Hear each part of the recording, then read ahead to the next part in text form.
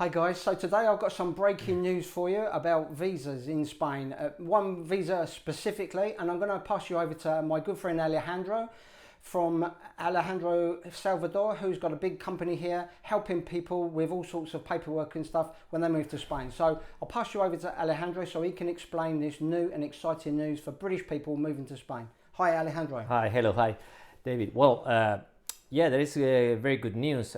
We had a meeting yesterday with the Foreign Office, with the manager of the Foreign Office in this province, in Almeria, where this office is where you have to apply to get any residence in this area. And the good news are that we were with the idea that when you get a non-lucrative visa, the non-lucrative visa is let's say the most popular way of coming now after the Brexit, because as UK are not in the European Union anymore, to come to Spain, there is one way, that is what we call non-lucrative visa, where you need to demonstrate, among other things, you need to demonstrate that you have money enough to live here in Spain without any trouble. They consider that the minimum amount that you need to have is 27,000 euros for the first person, and 7,000 for your couple, spouse or husband, which is money. You can prove it with your pensions, so if you get salary or pensions, or you can prove it with money that you have in your bank account, right?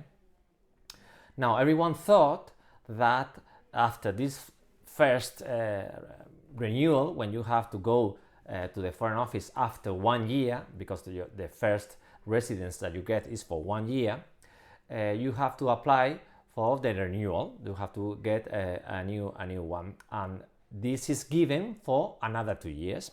And our thought, and the thought of, I think many people, was that to apply for it, as you are getting 2 years of this residence, an extension of 2 years, that you had to demonstrate that you have double the money, right? So instead of 27,000, you have to have double, and instead of 7,000, you have to have double. So at the end of the day, it was a lot of money that people were worried, because you don't always have these savings or this income. So sorry, that's what's really stopping a lot of people, the thought that they'd have to have double the amount in the second or third years. So correct. That's what's changed, yeah? Correct. So it's not that it's changed, it's that the law is still the same, but they interpret it in a better manner. That is that for the renewal, you have to prove just 1 year again. Just 1 year. Correct. So they will ask you to prove that you have the same as when you apply for the non-lucrative visa. You have this 27,000 for one person and the 7 extra for the second person. So it's not double the amount. You have to prove for 1 year. Yeah, so basically, if you're proving, and it does vary slightly in different areas of Spain, still as always in Spain, but the amount officially is 27,000, and if that's the amount you pay when you get the visa, the following year you're going to be expected to prove that amount again, the same amount. Well, it's similar. It's not exactly the 27,000. What they say is that you have to prove 400% of what we call an EPREM, that is like a minimum salary. At the end, you multiply, and it's this amount that is just 27,000. Each year is true that it increases a bit, but it will not a big amount. Maybe it's 300 euros, 400 euros, not a big amount. So around this 28,000 euros, when you have to renew it, is when you will have to prove it again. And as I said, everyone thought that you should prove double the amount, and this is not the case. They will accept just 1 year. I must say also that this is like the interpretation of the law from the office in Almeria. Other offices, like big offices like Malaga or Alicante, we don't know yet what is the interpretation, because the law is a bit ambiguous, is not clear on that, but this is their interpretation. If in Malaga they think in another way, you have always the possibility of appealing, because they will have to consider that you have another way of interpret this law. Yeah. So people, for the first year, they don't have to worry. The second year, if they are challenged, they can appeal against that, because there's been a precedent set with Almeria by this new rule. Is that correct? Yeah? Correct. Yeah.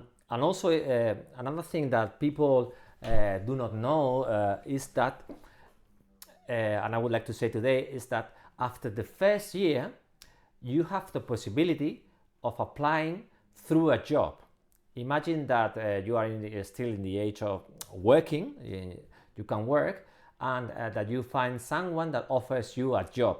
Nothing to do with big jobs or the very difficult jobs, or what we talked the other day, that you have to go to the unemployment office and apply, and if there is not a Spanish. No, in this case, if someone offers a job and it's an employer that is reckoned, I mean, you have to, of course, the employer should submit some paperwork, but if it's a set company, you can also renovate with this new contract. Renew. Right? Yeah. Also, you can start a company yourself. You can start as autonomo, as what we call autonomo, that is self-employed, from the second year. And the only thing is that you need to submit a project, and nothing to do with like the golden visa, that you need to create jobs, or you need to make something in development, research and development, and like a nice project. It should be any project. They will accept that you start a project. So can I just say what I interpret this? So for example, if a British person came here for the first year, they're not allowed to work, but after a year they could look for a job, and if they were offered a job with somebody working in an office or something, or they wanted to start self-employed here after 1 year, they've really only got to survive here that first year, and then they can look for a job and go self-employed. That's correct. So this is a big difference for people moving to Spain. Yeah. They really only need to show that they've got the money for 1 year, and then if they can start working, they can go self-employed. Of course. This is game changer for people, I think, no? Yeah. This is the thing that as this has been so quick, and the Brexit, and there was a lot of misunderstanding of how to interpret the law, but we are learning, because we are now starting to renew the non-lucrative visas for the people that applied 1 year ago, and this is when, and that's why we decided to apply for a meeting with the manager and his team.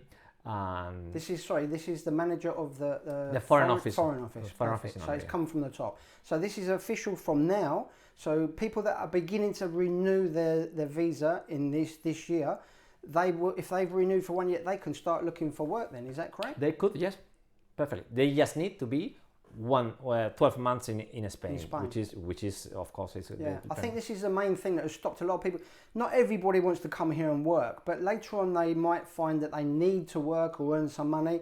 Before they weren't allowed, but now this has opened up a new field for people and more opportunities. So it's good news, don't you think? Correct. And also for young people that this was like, but I can't work, I need to make my life, or people that work remote. You could start your project as being self-employed and not necessarily working for a Spanish company. Also, they come here as a holiday for a year and research and get your business ready. You know, there's all sorts of ways around it if people look into it. No, correct. Yeah, that's why I was really excited with the outcome of the meeting, and that's why I wanted to share with you and with all your viewers. Brilliant, that's great news. Well, thanks very much for sharing that with us, and I'll get this video out as soon as possible today so we can reach some people, and appreciate your time. Thanks very much, Alejandro. You're very welcome.